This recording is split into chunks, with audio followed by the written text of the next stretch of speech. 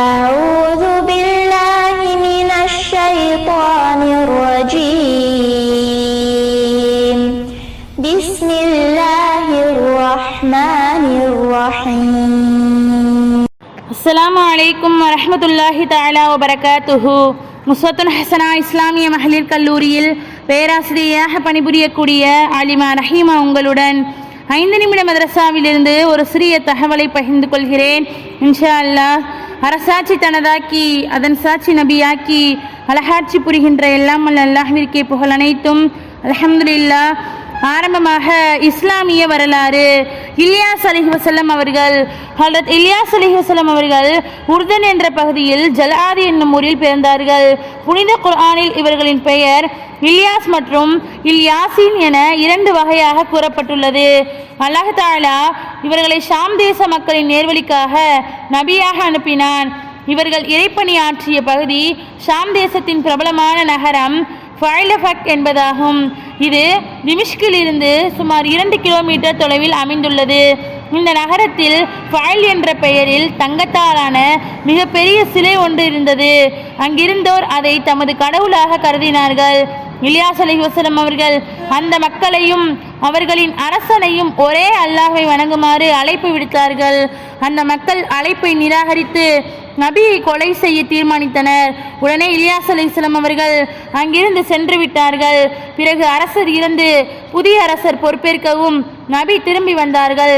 பிறகு அந்த அரசரும் அந்நாட்டு மக்களுக்கு ஈமானை ஏற்க சொன்னார்கள். மாஷா அல்லாஹ். இரண்டாவதாக அன்னலாரின் அற்புதம், மரம் நிழல் தருதல். ஒரு முறை நபி ஸல்லல்லாஹு அலைஹி வஸல்லம் அவர்கள் பிரயாணத்தின் போது ஒரு இடத்தில் தூங்கி கொண்டிருந்தார்கள். அப்பொழுது நபி அவர்களுக்கு நிழல் தருவதற்காக ஒரு மரம் நபி அவர்களின் அருகில் வந்து நிழல் ஏற்படுத்தியது. பிறகு மீண்டும் தன்னிடத்திற்கே சென்று விட்டது. நபி ஸல்லல்லாஹு அலைஹி வஸல்லம் அவர்கள் தூங்கி எழுந்ததும் இந்த நிகழ்ச்சி பற்றி கேள்விப்பட்டு, இந்த மரம் எனக்கு சலாம் சொல்வதற்கு அல்லாஹ் தஆலாவிடம் அனுமதி பெற்று வந்திருக்கிறது என்றார்கள். மூன்றாவதாக ஒரு ஃபர்லை பற்றி, கடனை நிறைவேற்றல். கடனை திருப்பி செலுத்த சக்தி இருந்தும் காலதாமதம் செய்வது அநீதியாகும் என நபி ஸல்லல்லாஹு அலைஹி வஸல்லம் அவர்கள் கூறினார்கள்.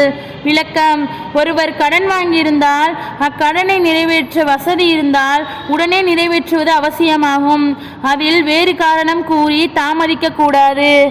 நான்காவதாக ஒரு சுன்னத்தை பற்றி, தொழுகையில் சலாமுக்கு முன் துஆ.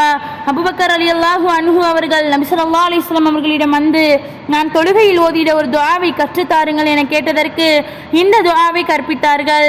அல்லாஹும்ம இன்னி லலம்து நஃப்ஸி ظுல்மன் கஸீரா வலா யக்ஃபிரு ذுனூப இல்லா அன்த ஃபக்ஃபிர் லி மக்ஃபிரத்தம் மின் இன்திக வர்ஹம்னி இன்னக அன்தல் கஃபூருர் ரஹீம். பொருள்: ரட்சகா, நான் எனது ஆன்மாவிற்கு அநீதி இழைத்து விட்டேன்.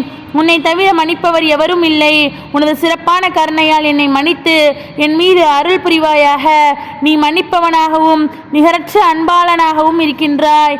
ஐந்தாவதாக ஒரு முக்கிய அமலின் சிறப்பு, ஒரு துளி கண்ணீரின் எடை. நபி ஸல்லல்லாஹு அலைஹி வஸல்லம் அவர்களின் சமூகத்தில் ஒரு மனிதர் அழுது கொண்டிருந்தால் இந்த நிலையில் நபிகளாரை காண ஜிப்ராயில் அலைஹிவஸல்லம் அவர்கள் அங்கு வந்தார்கள். இவர் யார், அழுது கொண்டிருக்கிறாரோ என ஜிப்ரீல் அலைஹிஸ்ஸலாம் அவர்கள் கேட்க, அவர் இன்னார் என்று நபி ஸல்லல்லாஹு அலைஹி வஸல்லம் அவர்கள் கூறினார்கள். அதற்கு ஜிப்ராயில் அலைஹிஸ்ஸலாம் அவர்கள், நாங்கள் மனிதனுடைய எல்லா அமல்களையும் நிறுத்து எடை போட்டு விடுவோம், ஆனால் அழுகையை மட்டும் எடை போட முடியாது.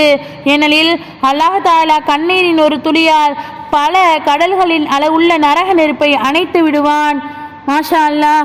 ஆறாவதாக ஒரு பாவத்தை பற்றி, குழந்தைகளை கொல்லுவது பாவம். குர்ஆனில் அல்லாஹ் தஆலா கூறுகிறான், வறுமைக்கு பயந்து உங்கள் குழந்தைகளை நீங்கள் கொல்லாதீர்கள், உங்களுக்கும் அவர்களுக்கும் நாமே உணவளிக்கின்றோம். கருத்துரை: உணவளிக்கும் பொறுப்பு அல்லாஹ்விற்குரியது. எனவே வறுமைக்கு பயந்து கருக்கலைப்பு, கருத்தடை போன்ற செயல்களில் ஈடுபடுவது பெரும் பாவமாகும். ஏழாவதாக உலகத்தை பற்றி, உலக வாழ்க்கையின் உதாரணம். குர்ஆனில் அல்லாஹ் தஆலா கூறுகிறான், மேலும் இவ்வுலக வாழ்க்கைக்கு உதாரணம் நாம் வானிலிருந்து இறக்கி வைத்த மலையை போன்றதாகும். பூமியில் உள்ள தாவரங்கள் அதனுடன் கலந்து செழித்தன, ஆனால் அவை காய்ந்து பதறாகி அவற்றை காற்று அடித்து கொண்டு போய்விடுகிறது. கருத்துரை: மழையினால் பூமியில் உள்ள தாவரங்கள் எல்லாம் நன்கு செழித்து வளர்கின்றன. பிறகு ஏதாவது ஆபத்து ஏற்பட்டால் விளைச்சல் எல்லாம் அழிந்து விடுகின்றன. அது போன்றுதான் இவ்வுலக வாழ்க்கையும். இன்று எல்லாம் இருக்கின்றன. மரணம் வந்துவிட்டால் எதுவும் மிஞ்சாது. எட்டாவதாக மறுமையை பற்றி 50,000 ஆண்டு கியாமத்தில் நிறுத்தப்படும். நபி ஸல்லல்லாஹு அலைஹி வஸல்லம் அவர்கள் கூறினார்கள், காஃபிர்களை 50,000 ஆண்டுகள் வரை கியாமத்தில் நிறுத்தப்படும்.